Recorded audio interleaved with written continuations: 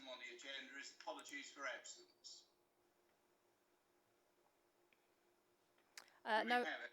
No apologies received, Councillor. No apologies, right.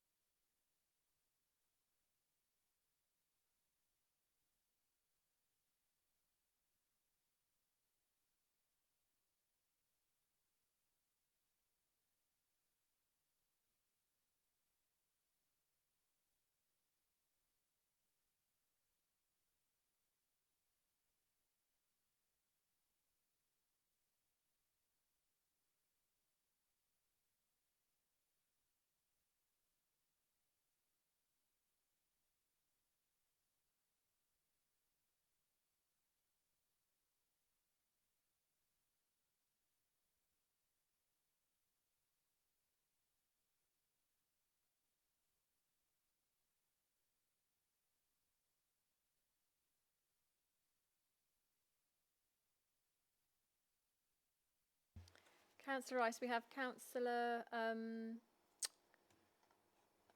Spillman, Councillor Kent and Lisa Clampin would like to speak again.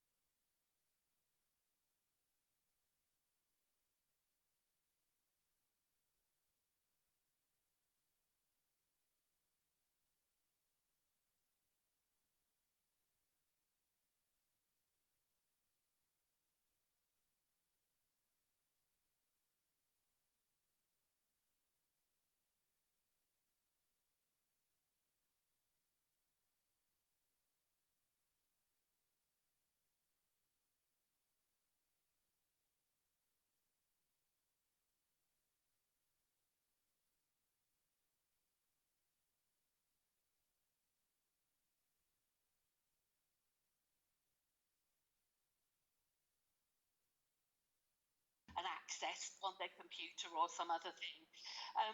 But through the wonders of technology, we are able still to observe those things using screen sharing. So it's just, that's just one example. But really, it's just been us having to, I can hear myself coming back to myself. I don't know if...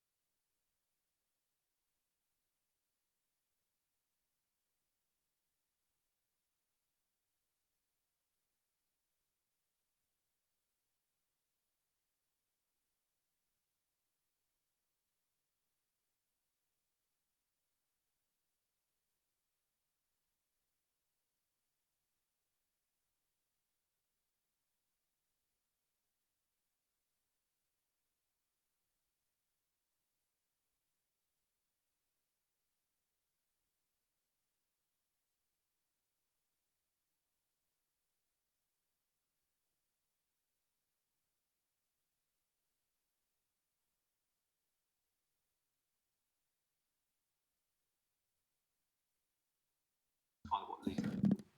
Sorry, Jonathan, can I quickly interrupt? Sorry, we're having a technical issue. We're not having any sound coming out of public eye. Can I just ask everybody to maybe just take a 5-minute break, if that's okay? Please. Yeah.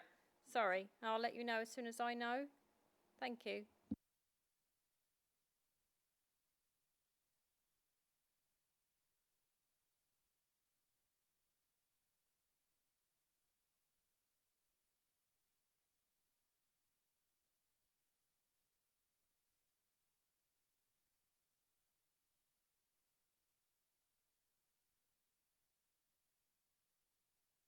Bryce, how have you been coping with golf courses? How can we, sorry? How have you been coping without golf courses? How have we been coming without golf course? Great difficulty, Luke. Great difficulty. But we're all back on song next week. I bet you can't wait. Yeah, we'll be out there. But there we are. These are the things governments have to deal with. So... it was John, wasn't it, about... Yeah, I was just talking about the payroll. Right. Can you hear me? Yeah, loud and clear. So I spoke to the payroll manager about it, and they went. I think they discussed internally, and the conclusion was that the contract's not necessarily required. Once the person's doing the job, they're being paid for the job they're doing. There are then a range of processes that happen as you're with the council for a number of years. You go through things like pay reviews and obviously your PDR process, and your job is changing throughout those times, and you're moving on. So your original contract gets further and further from what you actually end up doing at any point in time. And each time you sign up and have that PDR, you agree it with your line manager, or if there's a pay review, you agree to the new terms and conditions. So I think most people will have been formally agreed to various pay changes throughout their career as well. But what, in terms of the response we've put in, we're also aware that in the Oracle system, we're going to move to this electronic sign-off effectively, which will then just mean that it's automatically stored and agreed by the employee within the Oracle system, which should then address that historic issue. Well, it will address the issue going forward. We'll still have some of the historic issues with perhaps some of the really older contracts. So when we hopefully get back to the office, we'll see if we can continue to address the historic issue, but we'll know that it's going to be superseded by a new system, which hopefully provides that storage over a longer period in a much simpler way. Thank you for that. It's just been a bit, sorry, Chair. It's just one of those things. It's just a bit rubbish, and there's probably an easy fix, and it's good to get your assurance that that's going to happen. Okay. Now let's see. Councillor Collins, did you have a question? Sorry, Chair, I muted myself there. Yeah, I did, but Councillor Spillman covered off both those items. My only addition I would add to the comments that were made regarding the payroll contracts is I just look at, there is a potential for fraud there. I just hope we've got the robust systems in place to prevent that from happening. I'm sure we have, and we've got those assurances from Jonathan himself. Councillor Kent, did you have a further question? Yes, Chair, sorry. Just been made aware that people that are watching this live stream cannot hear anything that's going on, so don't know where we are on the agenda or anything. And I just wanted to make you aware of that, Chair. Oh, right. We Didn't do. know if there was anything we could be done. We have sound now, apparently. We have sound now. Right, good, that's fine. So, we've come to the end of that item. There is a recommendation on page 15. Is that agreed?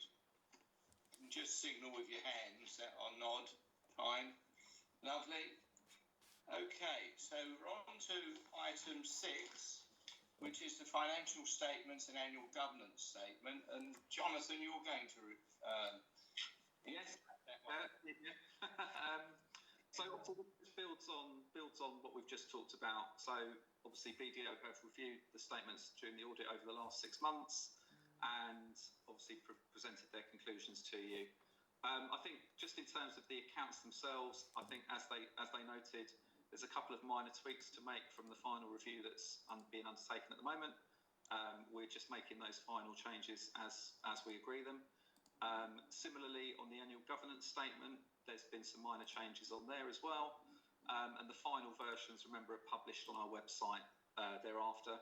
If there is anything of any significance at all, we will let members know and let the chair know. But I'm not expecting anything beyond where we are at the moment. And there's nothing since the set we're looking at currently, bar some minor wording changes, mostly in respect to COVID-19, where we've updated the narrative report. The letter of representation was mentioned by Matthew earlier. That's for you to sign, Chair, alongside Sean at the point we're ready to do so. So I guess we'll contact you following the meeting at that point when we're ready. And we just need to put the arrangements in place to do that. I was going to ask if you were around, but we're all around at the moment, so probably not a problem.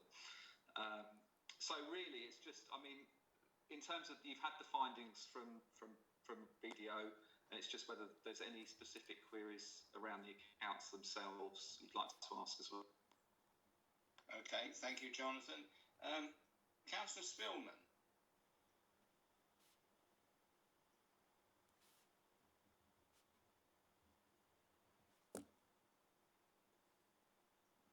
Councillor Spillman, I think you're muted, mate.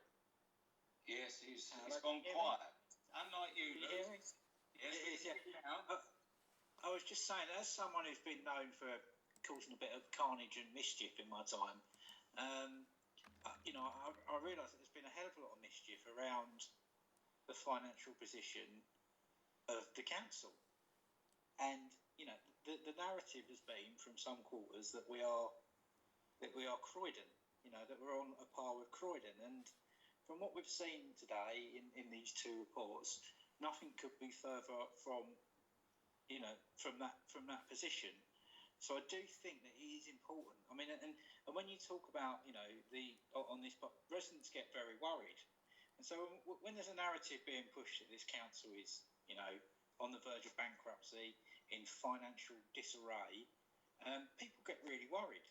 They get genuinely concerned about the the services they're getting, especially people that are dependent on services. So I do think that we do need to stress here tonight that the council is a going concern. That again, I think it's 6 years in a row it's got an unmodified audit. Is it 6 years? And I think we need to celebrate that reality rather than some of the narrative that's gone on behind the scenes, to be honest. So rather than a question, it's just a statement. And I appreciate a good bit of mischief as much as the next man, but in this context, I do think that we need to be able to say, clearly and loudly to residents that that there is no major concerns about the financial position of this council, even considering the situation that we're in with COVID. No, I think we take that on board. Councillor Kent, you had a question. Yeah, thanks, Chair. I first just like to sort of thank.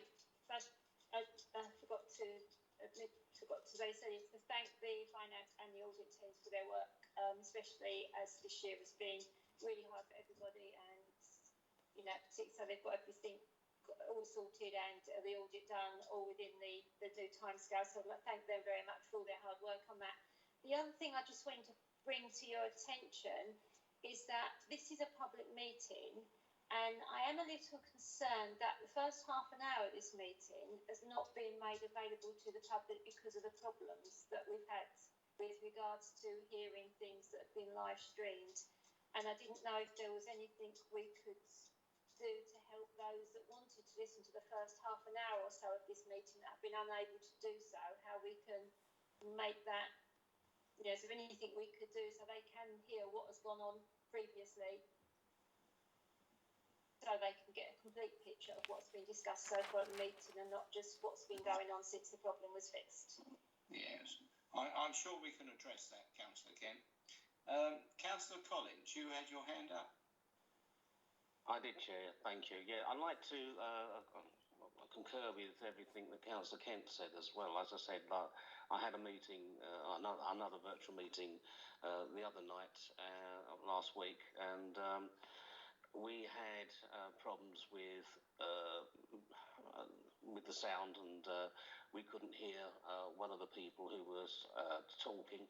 And basically, as it was a licensing hearing, we had to reschedule.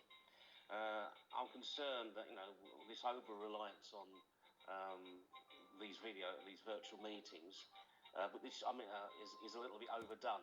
We could be doing this in one of the larger council offices or in the chamber, which I think would be a lot better. If some people can't manage it fine, then we can make it a hybrid. But I do think that we aren't doing our jobs properly or representing our residents properly by just relying on a system which isn't completely foolproof. Thank you. Well, I'm sure that next week, as we come out of lockdown, we'll go back to face-to-face meetings, so that will be resolved. But we do take your point on board, because if we're having these meetings by virtual, it's important that people can hear us and listen to what's being said.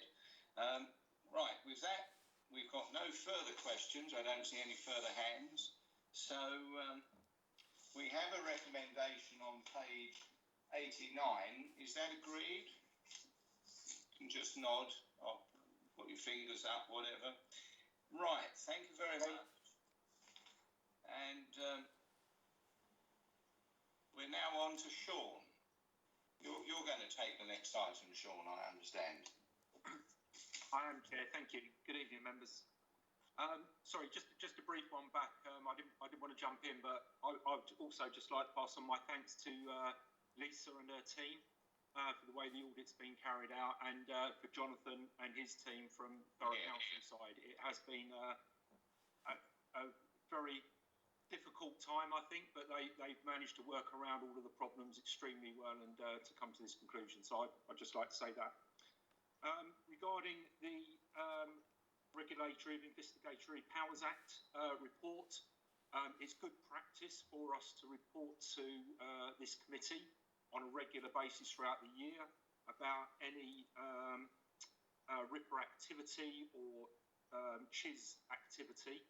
And in 3.1.1, we're actually reporting that actually over the first 6 months of this year, there has been no RIPA approvals, no RIPA activity on behalf of the council. So arguably, there's nothing to report there, but as good practice, we just wanted to advise members of that. Happy to take any questions, Chair.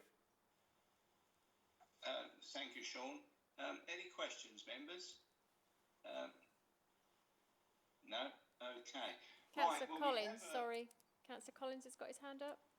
Yes, I saw Councillor Collins, yes. Did you have a question, Councillor Collins? I do beg your pardon. I didn't put it down after the last question. Sorry, Chair. Right, okay, no trouble. Thank you. Right, well, with that in mind, thank you for taking us through that, Sean.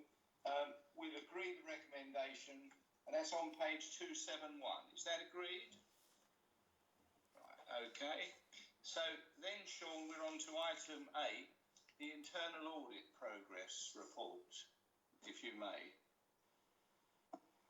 Thank you, Chair. Yeah, that'd be me taking that one.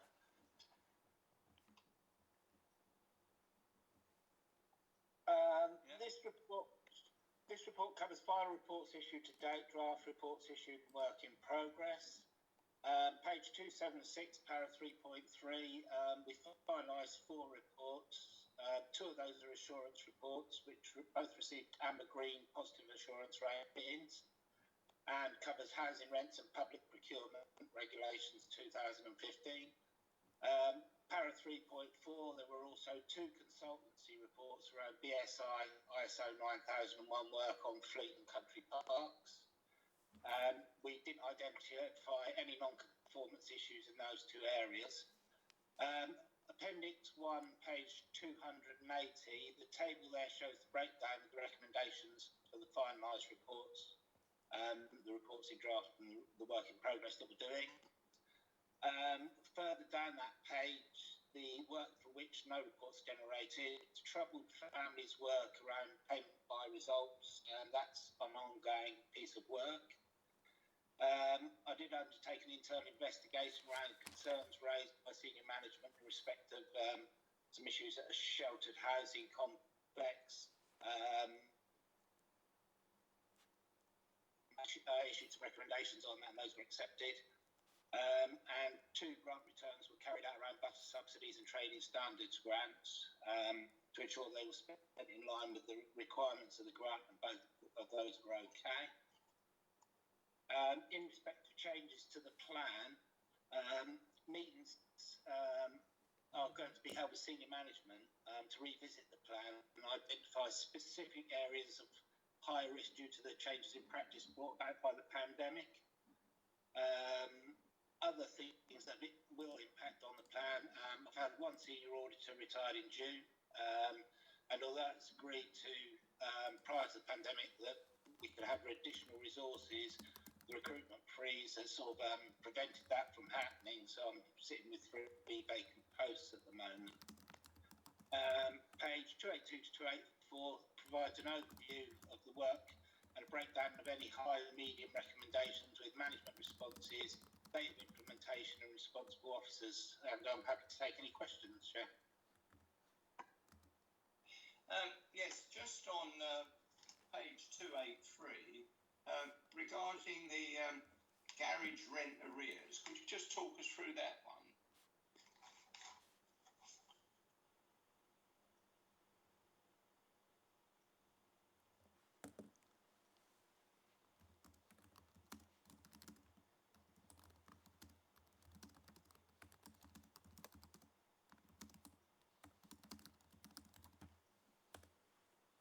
Yes, on page 283, where you talk about. Sorry, Joe, I'll just get that up on the other screen. Oh. Yeah, that's it. Right.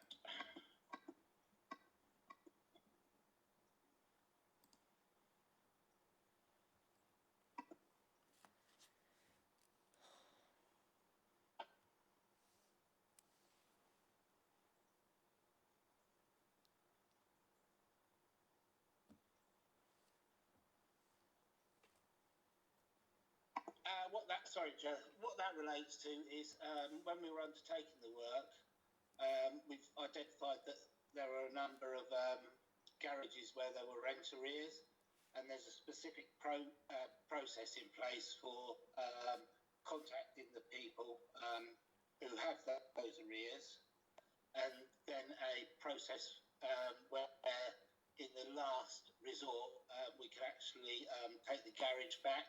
But what was happening was that that process was becoming a bit elongated, and we weren't following the time frames for chasing the arrears that we should have been. And I think that has been addressed. One of the staff who was dealing with that was isolating during the initial stages of the COVID. Since they've been back, they've picked up on that and started chasing those up. So we're not concerned that action hasn't been taken.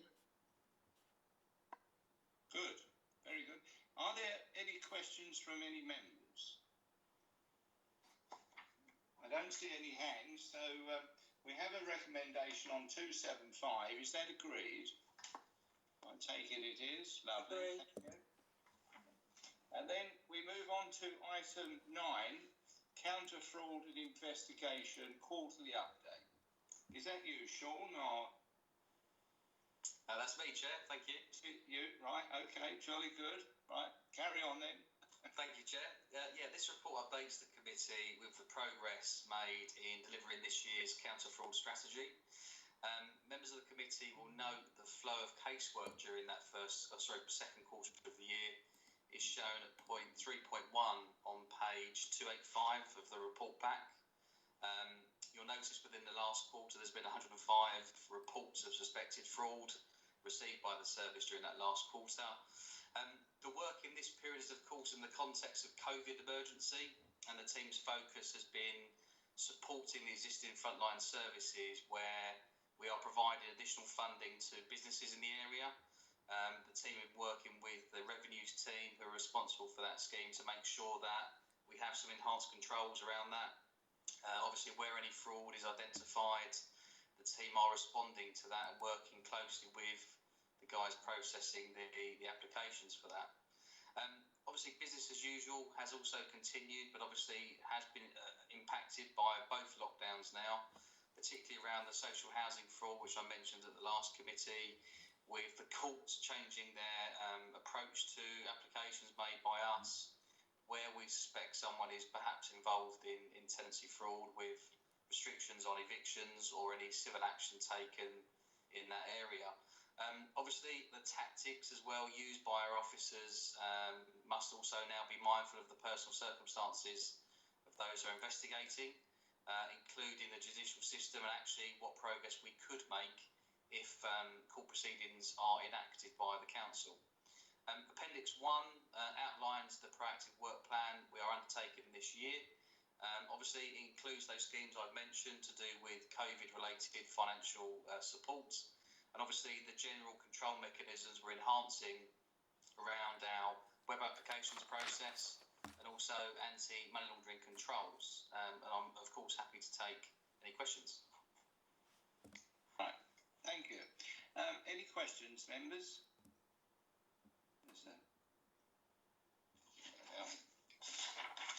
Carry on. I do. Collins? Councillor Collins. Yeah. Yeah. Thank you. On it. Yeah. Evening, Mr. Kleinberg. Regarding the revenues and the COVID-19 Business Grants Counterfraud Programme, has there been an awful lot of, or have you detected an awful lot of fraud in that area, please? There has been some cases, one of which were reported at the last committee, which was an organised attack on the scheme itself. I must admit, since we've actually learned this new scheme and the teams have adapted to it, we've obviously shut the door on a lot of fraud and actually prevented it, we believe. We haven't got volumes at the moment, but we hope at the next committee meeting to bring you those numbers to give you an idea of what applications there have actually been as part of that. Right, thank you, because that was going to be my next question. So, how much has this sort of fraud cost, and how are you getting on with it? Okay, so we'll leave it to the next one then. Thank you very much. Thank you. And Councillor Spillman.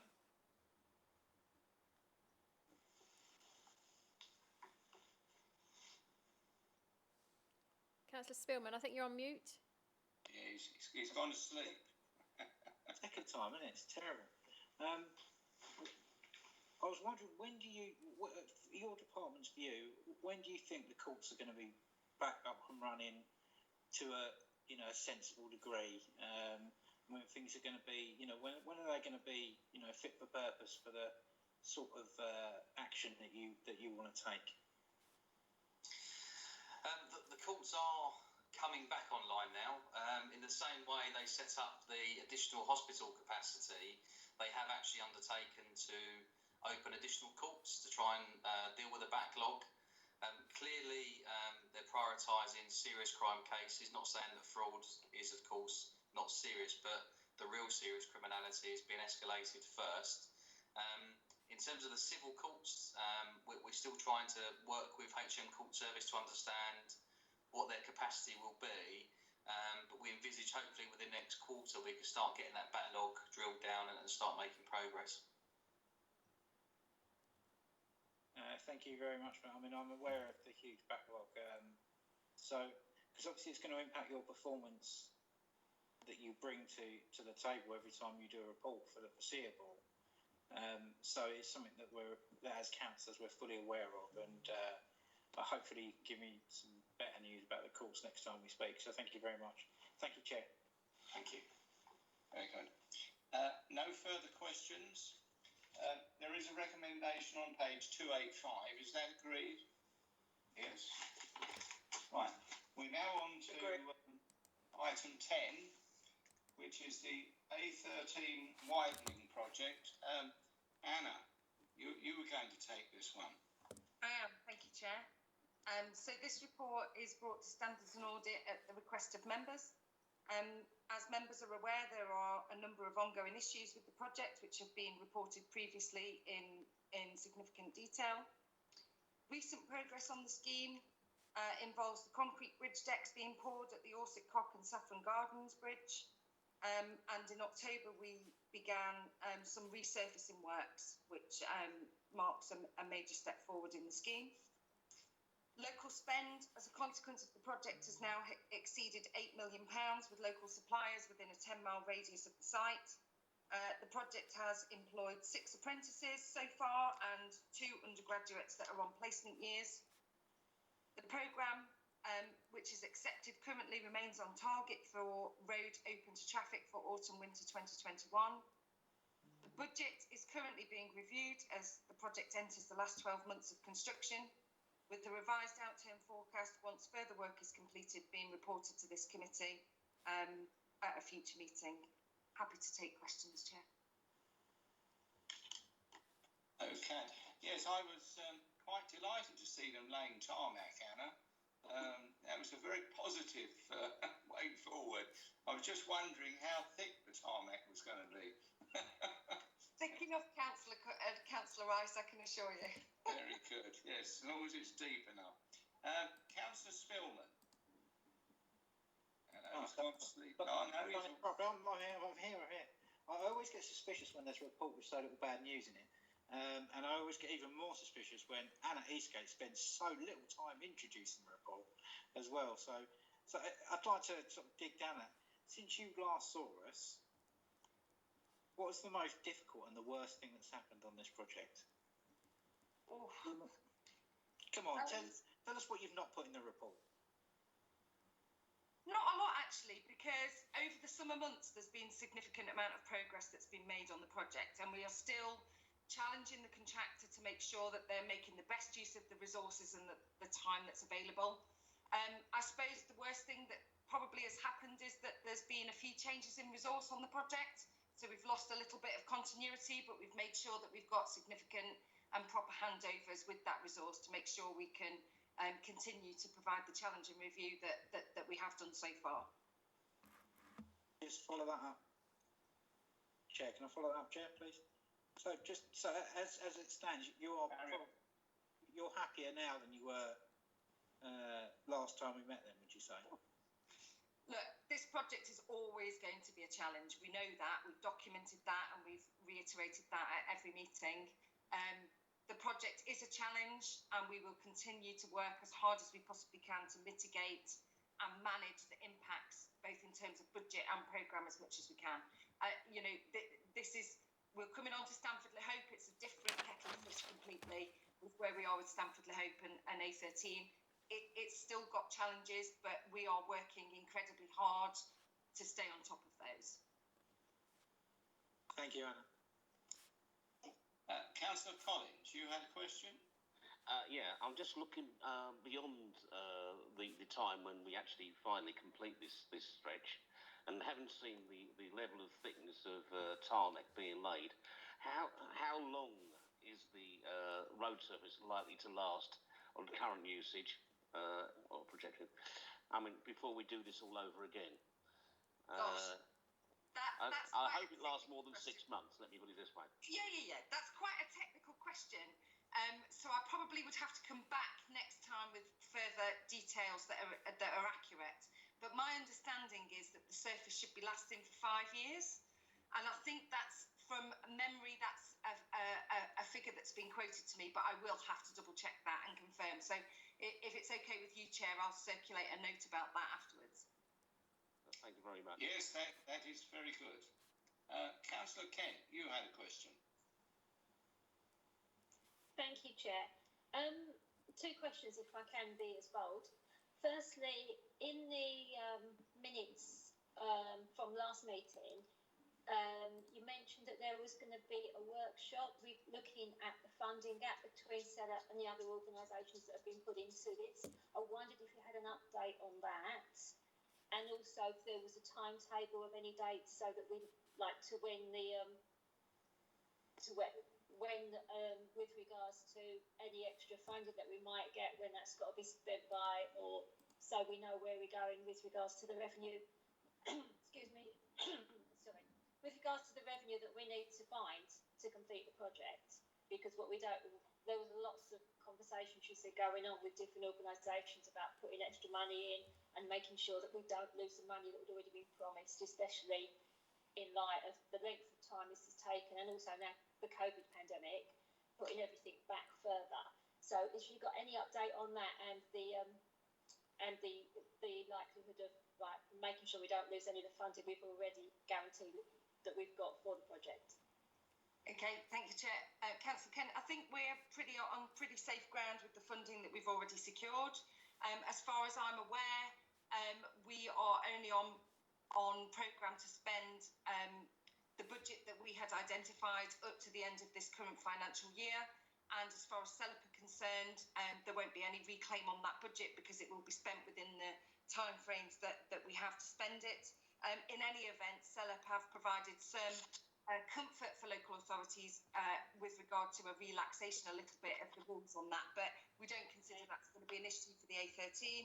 And with regard to the funding gap, the work is ongoing in relation to that, and we still have work going on across various different departments of the council to come up with proposals for how we can bridge that funding gap, and we are linked in with Sean Clark's team and having detailed conversations. So when there's further information available, we will report that back to this committee. Okay. Thank you. Anna, how much much is the overspend now? Has it gone down or gone up?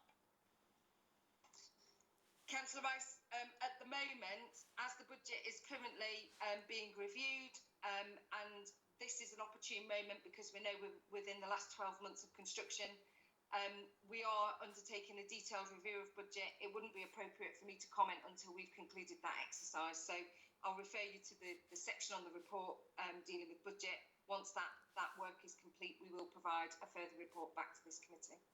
Oh, we look forward to it next time then. So we have a recommendation on 291. Is that agreed? I take that is. Agreed. Good. Agreed. Thank you. So, on to the Stamfordley Hope Railway System. Anna. Thank you, Chair. This report again brought to Standards and Audit at the request of members to provide an update on where we are. The design is progressing well with planning, and we're expecting a planning application for phase 1, which is the station side, to be submitted this side of Christmas. The concept design for phase 2, which is the transport infrastructure hub on the Daybreak Windows site, is being discussed with stakeholders currently, and so far we've received lots of positive feedback about that scheme. We've started progressing the tender works, and we're expected to go to invitation to tender in the new year. We've already sent out letters of interest so that tenderers can express their interest in the scheme, and we've received 3 solid expressions of interest in the scheme. The programme for phase 1 in terms of delivery of the station site is currently on target for completion at the end of summer 2021, and the budget is reviewed at 2 checkpoints in the design process, and that is currently underway. But as far as we're concerned currently, everything is online and looking likely to come in on the budget that's remaining and available. So, do we take it, Anna, that the whole project will be finished in 2021, or will that be sometime later? So the way that we have progressed it, because of the change in the scheme to deliver the transport hub on the opposite side of the road, there is a slight delay in the design coming forward. We were keen to make sure that we provided a suitable station facility, because we're obviously aware that the station building was demolished some time ago now. So our focus has been very much on bringing forward the station side of the road, with the transport hub following in close succession behind. We don't consider that the work for the transport hub will be as lengthy or as detailed as the station. In fact, the station buildings will be modular structures, so they'll be constructed off-site and craned in, so that enables a faster construction period. So at the moment, I can't give you a programme update on phase 2. I can only give you some comfort on the programme for phase 1. And as soon as more information about the phase 2 programme is available, we will report it back to this committee. So with phase 1 being completed, that means that the passengers will have an upgrade onto that station. Yeah, very much so. And the thing is, as well, is under the original proposals, the site was very constrained because we needed to contain the construction compound within the existing site on the station side, which meant that the construction works were going to be slower, and we would have to keep moving materials around the site as we worked.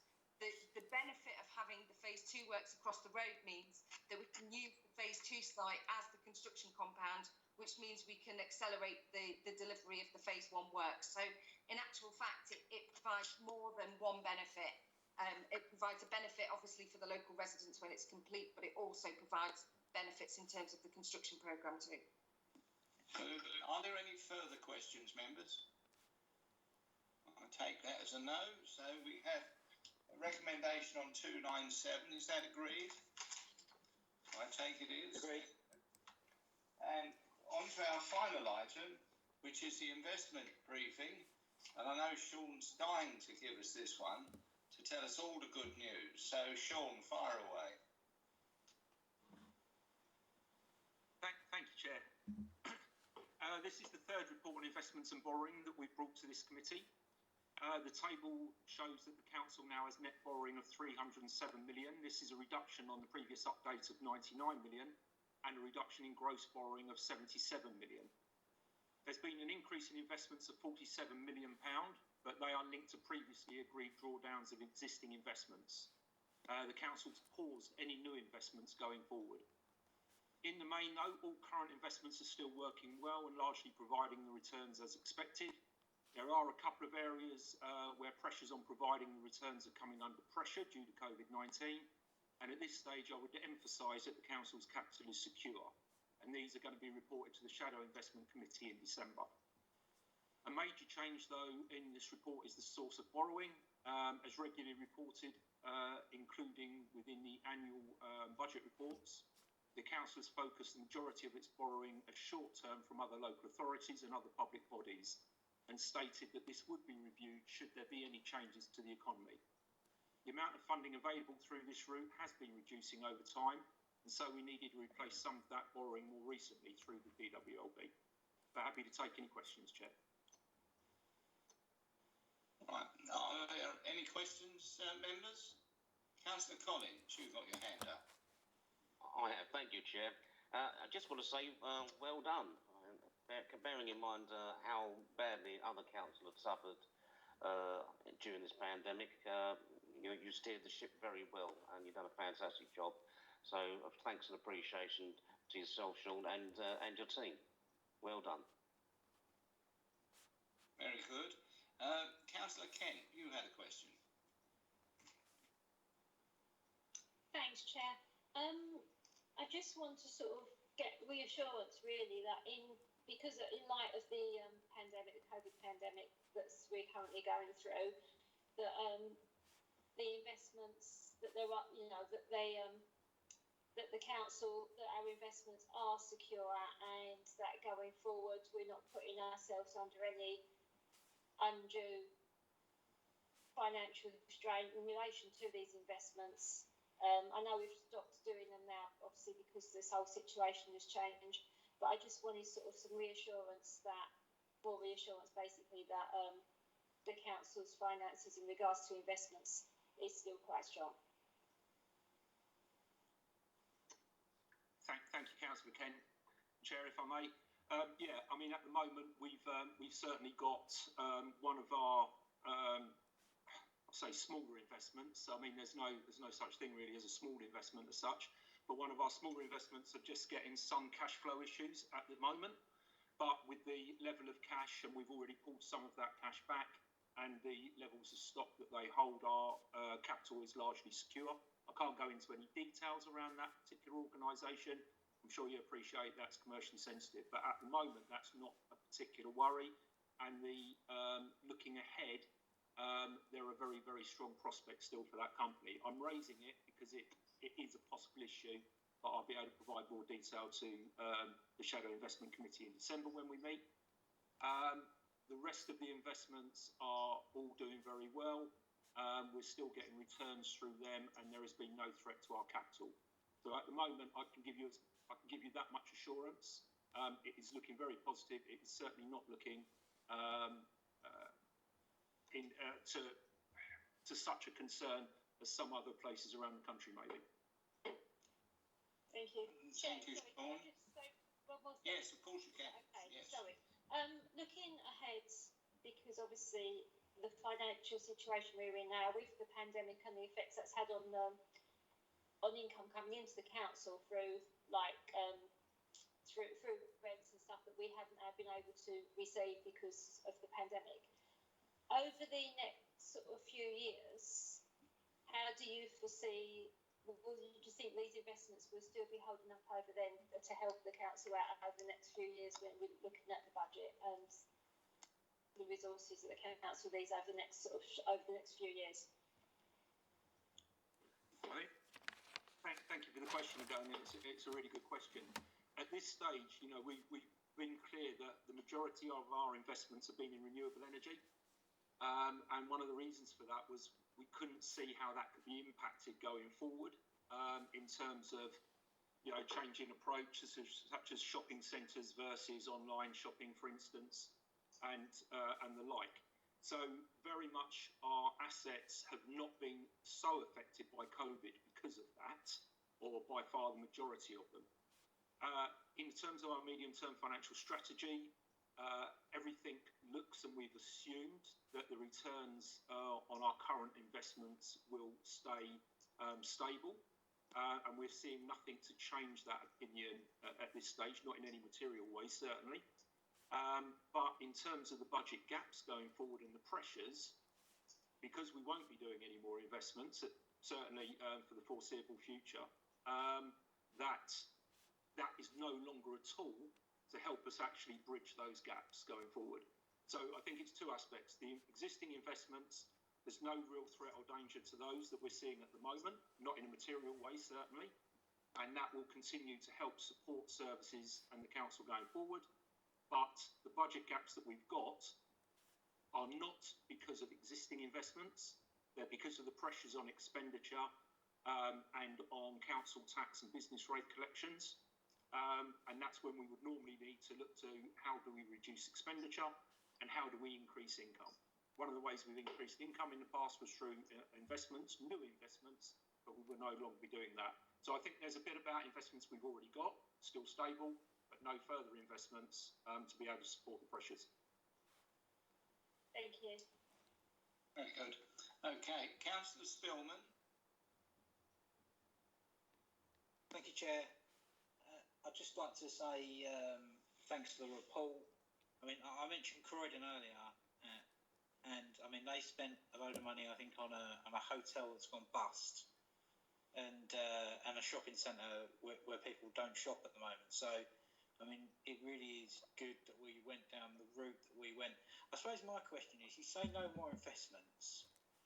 Now, I think that needs looking into, you know, that you're cutting the investments down because, I mean, these investments have returned a huge amount of money. So I want to know, why have you made that decision if they're returning so well? Is that to do with the politics around it or to do with the risk around the decision of continuing to invest?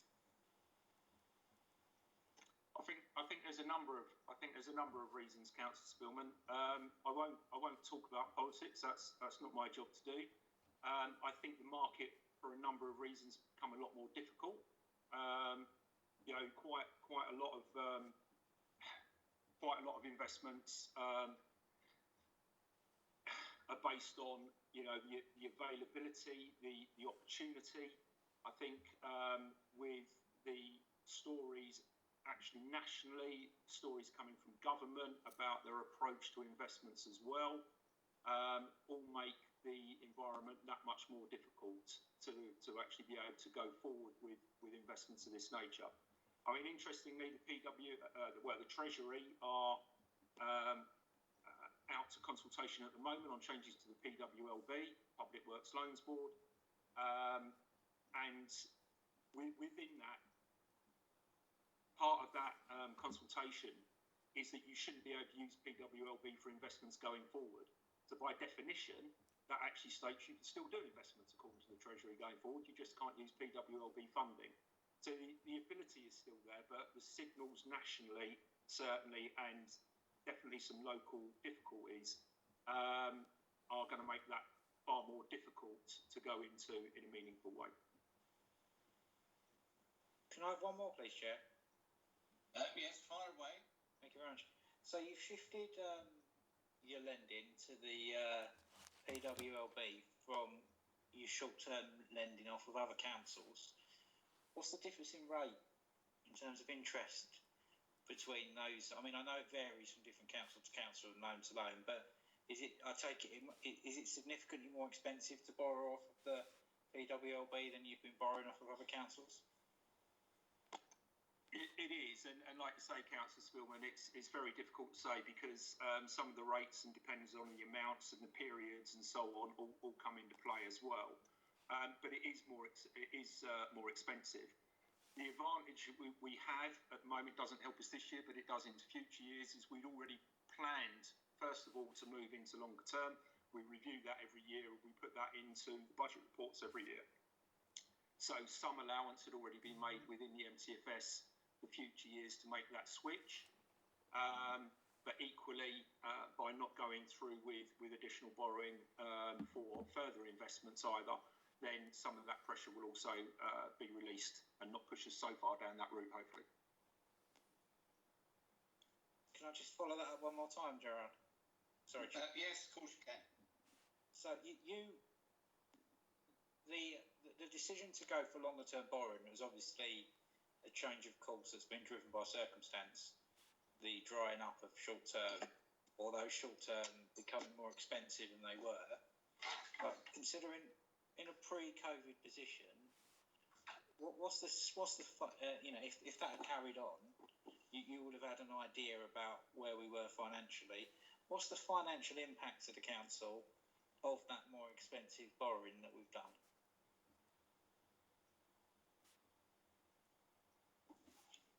Again, it varies, Councillor Spillman. It's quite a difficult one to answer. But yeah, I'm sure you've got projections, though, Sean. In projections, we'd already been putting in about another £1.5 million a year or so, and I think that's the figure within the MTFS year on year going forward to make those switches. We've also got to take into consideration, though, the fact that the investment approach was never going to be forever. It was for a medium term, and actually at some point the investments would be dropping out anyway. And again, we would have been programming that into future years. Sean, I really appreciate that. I mean, just a final point. I mean, the two things I've been passionate about have been one is renewables and councils, investing sensibly to start paying their own way is two things that I've been very passionate about. So, from my perspective, I've been very happy with this approach, and I'm very happy with how it continues to pan out. So, I do thank you for that.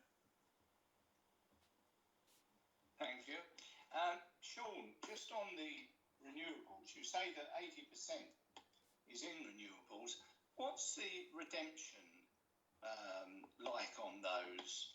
So when do we come to the end? That's what I'm really asking. Again, there's a mix. By far, the majority are around about 7 to 8 years now. Yeah, but there are various different periods within that. Equally, as well as we pointed out in the report, the bond issuer as well has the ability to repay those at any time. Right. So again, it could be shorter than that. Right. Okay. Thank you very much. Are there any further questions, members? I don't see any hands. So we have a recommendation to note the report on page 301. Is that agreed? Thank you. Right. Our last item is the work programme. That's been before you. I hope you've had time to read it. Are there any items you'd like to raise on the work programme? If there are not, then I will take that as read, and the meeting is closed. And thank you very much, everyone, for your attendance this evening. Thank you, Chairman. Thank you, Chair. Thank you, Chair. Thanks, Chair.